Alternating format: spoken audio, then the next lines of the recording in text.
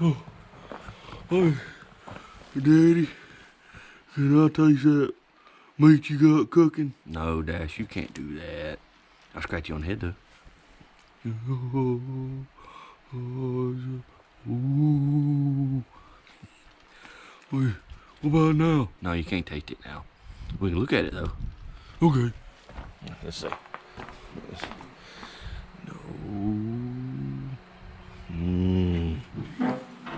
Progress. What's it? Now? No, you can't do it yet either. You can't look at that, Dash. You can't look at that yet. Okay. I guess I'll wait. What's that? What are you pointing at me?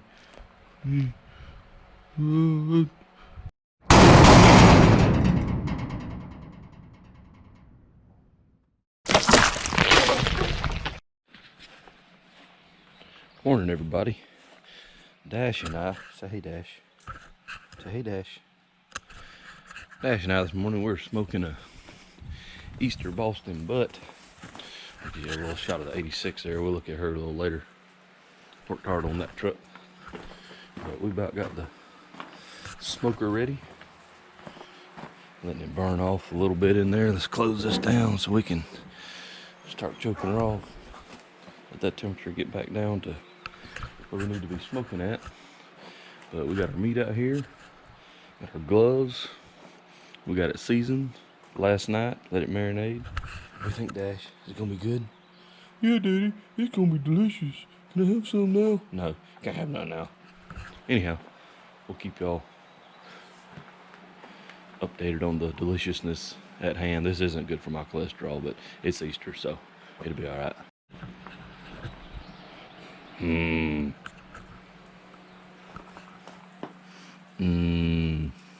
Kramer. Okay, well, that's practicing. We'll kind of look at some of the stuff I got sitting right here, and I know she's got a lot of stuff sitting on it. But this is my 86 K20, and I bought it probably about 6 or 7 years ago. We got the trickle charger on it right now. I don't get to drive it much here lately. Letting that charge up, letting it maintain the battery.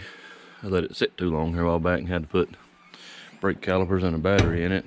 But the truck's a stock 350 with a SM465 MP205 transfer case. Or those step bars and put on it. That was a challenge. They said direct fit, but they were liars. But fortunately, Andy and myself, we are welders and fabricators, and we're pretty decent at what we do. So we had to do some modifying on the brackets in there. Had to cut some stuff down and make it fit because they wanted to come out here and go back in at an angle, and I thought that looked stupid. So I couldn't have that. I wanted it all to go straight down the edge of the truck. But needs a bath. Look at that. That is deliciousness coming out the stack. My great grandfather built that little child swing I found at my dad's house. We're gonna hang that up. This is my 94, bought from my dad. Used for a work truck now. Had to put a engine in it because the other one got ran hot. This is a 5-speed truck. The little thing does a pretty good job. Eventually we'd like to put a flatbed on there and get us some easier working access to the bed. But for now, it's doing the job. Of course, I'll paint the cab when that's done. And come on, Dash. Come on. Come on. Here, we better take the don't run out of the yard off. Hold on, buddy. Thanks, Daddy. You're welcome. I'll put that right here. Come on. Now, I think y'all remember the will it start with that tractor right there. Come on. That little farm tractor my dad's had for longer than he's had me, over 40 years. That's a good little rig, but I had the guy helping me the other day. I wanted to do a video on it, but the fella that works with me, he changed the hoses back here on it because I blew one when I got it in the yard when I drove it home. But we got some new hoses in there, so now I can crank it again. start messing with it again, and I'll keep you guys updated on that. But I'm gonna change all the fluids on it. Going to I gotta put new belts on it. New radiator cap, didn't have one of those. Change all the fuel filters, oil, flush the cooling system. We gotta break that apart right there where the pump is to get those belts on, so that shouldn't be too bad. We need us a new seat. And the rest of the tractor looks pretty good. My dad actually had this tractor and sold it to a man that works with him, and he kept it probably close to 20 years and didn't use it much, and I bought it back from him, so it made its way back here. But we'll go over my welding truck here. This is Booger. So I named this truck Booger, and this thing has taken me all over the place. I knew the man that bought it originally, brand new. As a matter of fact, Andy and I worked for him, and he took us all over the place, letting us work with him. He's a good friend of ours. And the other man that had it after him, he was actually our local sheriff. And anyway, I'm third owner of it, and I got it from him. I painted the cab, put the old dash cover on it to keep the dash from cracking. It was on the way to Louisiana. I could watch it crack. The roads were kind of rough out there, so I glued it back together and stuck the dash mat on there. But the truck's a big block truck, 454, 4L80E, and put the brush guard on it there. A little LED light for a little extra light at night. And what I got on here, I put a Lincoln Ranger's a 305 as a fuel injecting machine. That thing is nice. It doesn't use near as much gas as the carburetor machine I used to have. I had my cousin throw these together for me. He owns the boat shop in Bluntstown, and stuck those on. Got my drawer toolbox here. That was my favorite thing I think I put on here, because I got all my hand tools organized, metric to standard. Of course, bottle rack, hose reel. I put this is a sprayer for a four-wheeler stuck on there, and I just ran the switch right here real fast, like one day. I can put out a little fire if I'm working on something in the woods, or cool off a piece of metal, wash my hands. And I just got stuff thrown all over it now, because I work out of it, obviously.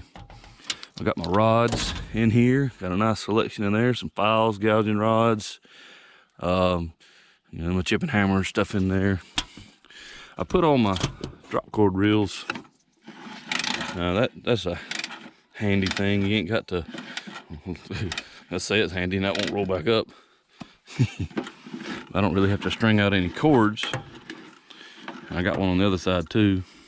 This is another thing I want to show you. That's my LED light bar up there, if it'll come on. There she goes. But I put it all in these weather type boxes. The relays are in here for it, and a couple junctions. But that's all ran off the weld machine battery. And so is the pump. Got my little toolbox back here, a little drawer box. I keep my grinding disc and stuff in here, grinder nuts. Things that punches, chisels, rosebud. It's just, pretty handy back here. I can run right back here and get what I need. Got extra fittings and things in there. I used to have about 200 foot of work and 200 foot of ground out here when we used to work shutdowns to get on those cranes. This is one of the handiest things on the truck too. I don't use it all the time, but when you need a third hand, man, this thing right here to hold something for you, pick something up, set it down. If you don't want to wrestle it. Of course, I got my vise. This is a yard sale toolbox. Paid 20 bucks for it. Got it packed full of goodies, and you can see I'm very organized, but I know what's in there. Air compressor, I got it at auction house. Got it a little cheaper. It's a 150-pound air compressor. And over here, I keep my come-alongs, and got my air jack in there. I got my straps, chisels, just whatever else you think you might need. An air reel. I tried to put everything on reels. I was going to buy lead reels, but I was kind of running out of funds at the time, so those lead racks work just as well. And like Mike told me, said I made a lot of money rolling up and unrolling these leads. I was like, okay, me too. But anyhow, that's Booger, and we'll find something else to look at here directly. Let's go check on the meat. Well, Daddy, you gonna let me have any of that meat? Nah, you can't have none, Dash. I'm gonna take it off and bring it inside because it's about time to eat. But you said that it was for me, didn't you? Nah, I didn't. Well, let's go check it, I guess. Okay, see what it looks like. She's been practicing for about 7 hours. 200. Oh, oh yeah.